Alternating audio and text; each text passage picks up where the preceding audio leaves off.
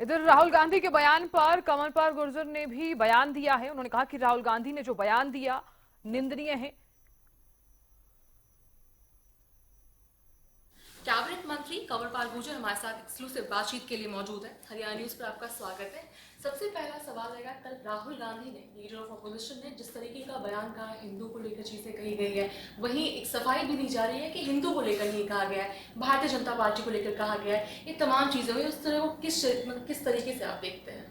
देखिए, उसका तो सारा वीडियो है, उस वीडियो को बार बार सुन सकते हैं। सीधा सीधा हिंदू पर आरोप लग रहा है। और राहुल गांधी को सनातन के बारे में, हिंदू के बारे में कोई नॉलेज नहीं है, लेकिन वो ये दिखाने की कोशिश करता है, कभी भगवान शिव का नाम, कभी दूसरे नाम लेके जिस प्रकार से वो करता है, सारी बातें करता है। हालांकि उसका ज्ञान लगभग जीरो है, लेकिन वो इस प्रकार की बातें करता है और मैं इसकी निंदा करता हूँ कि बहुत ही गलत बयानबाजी उन्होंने की है। हिंदू तब की जो पहचान है वो उदारता की पहचान है। कभी भी हिंदू हिंसक नहीं रहा, कभी किसी के ऊपर हिंसा नहीं की हिंदू ने।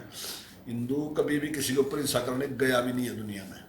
हिंदू का विचार जो है वो परमात्मा एक है, उसको पाने के रास्ते अलग अलग हैं, जबकि दुनिया का विचार ये नहीं है, ये हिंदू का ही विचार है। बाकी लोग तो ये कहते हैं कि जो परमात्मा, मेरे बड़ा परमात्मा ही परमात्मा है, बाकी कोई परमात्मा नहीं है, और वो इसको कहते भी हैं कि यही है। और इसी कारण दुनिया में हिंसा हुई है।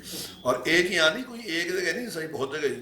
अगर आप यहूदियों से पूछो, अगर आप पारसियों से पूछो, जिनके ऊपर इतनी हिंसा आई, उन्होंने भी ये बात स्वीकार करी कि सारी दुनिया में जब हमारे ऊपर अत्याचार करता तब हम भारत में गए और भारत में हमें मान सम्मान मिला, और हमने अपना जो पूजा पत्ति थी हमने अपनाई, किसी भी व्यक्ति ने उसमें बाधा नहीं डाली। और आज भी ये नहीं है, ये हमारे डीएनए में है। कोई ऐसा नहीं है कि कोई ये कांग्रेस से हो जाएगा या बीजेपी से हो जाएगा। ये इसकी देश की रचना कोई कांग्रेस ने नहीं करी, ना बीजेपी ने करी। ये तो पता नहीं हजारों लाखों साल पुराना देश है और उस टाइम की ये कल्चर है, वो चलता रहा। लेकिन ये कांग्रेसियों को तो बहम ये है कि शायद देश इन्होंने नहीं बनाया और सारा सारा सिस्टम इन्होंने सेटअप किया है। तो ये उनकी गलत फहमी है और मैं उसकी निंदा करता हूँ, बेहद गलत बयानबाजी है।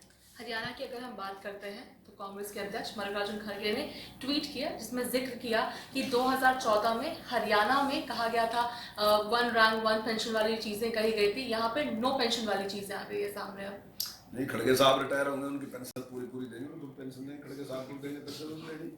नो रैंक नो पेंशन वालों से तो पूछ लो जाएगा, वो तो सारे खुश हैं। अगर आज किसी से भी पूछ के देख लोगे, वो हर आदमी ये बात मानता है जितनी पेंशन इन्होंने रखी थी उससे तो 100 गुना ज्यादा रख रखी है हमने। 100 गुना ज्यादा है उससे, जितनी इन्होंने रखी थी। 500 करोड़ इन्होंने रखे थे, उससे तो 100 गुना ज्यादा पेंशन है जो हम दे थे। तो जिनके लिए पेंशन की व्यवस्था थी उनमें से किसी एक को इतराज नहीं, सब के सब सेटिस्फाई हैं कि सरकार ने उनके लिए बहुत अच्छा काम किया। अग्निवीर योजना की अगर हम बात करते हैं तो लगातार, चाहे दीपेंद्र सिंह हुड्डा हो जाए, जो प्रेस कॉन्फ्रेंस करके भी जिक्र किया था, आज अखिलेश यादव ने भी कहा है, कल भी राहुल गांधी कहते हुए नजर आए थे कि अगर हमारी सरकार आएगी तो अग्निवीर योजना को पूरी तरीके से हटा दिया जाएगा। जो भी अच्छे काम है सारा वो हटाएंगे।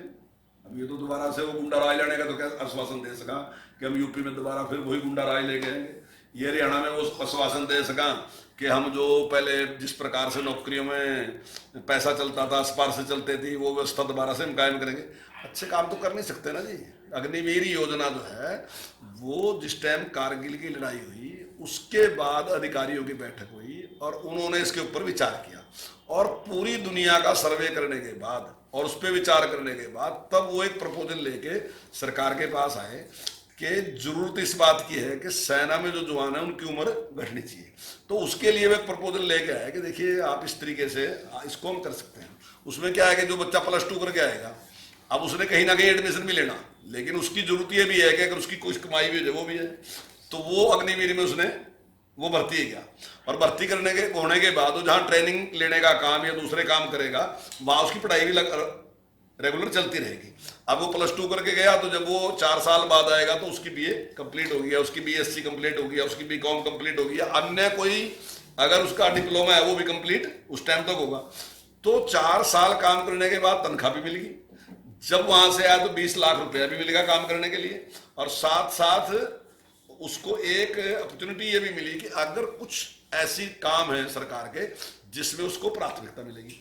30% लोग ऐसे हैं जो उसमें नंबर 1 पे आएंगे, काबिल मतलब फर्स्ट ग्रेड लेंगे, तो उनको सेना में ही रख लेंगे, और जो दूसरे हैं वो समाज में आ जाएंगे। और जो उन्होंने कहा कि अगर वो शहीद होगा तो उसको कुछ नहीं मिलेगा, तो गृह मंत्री जी ने उसी टाइम वहां कहा कि नहीं उसको 1 करोड़ रुपया मिलेगा।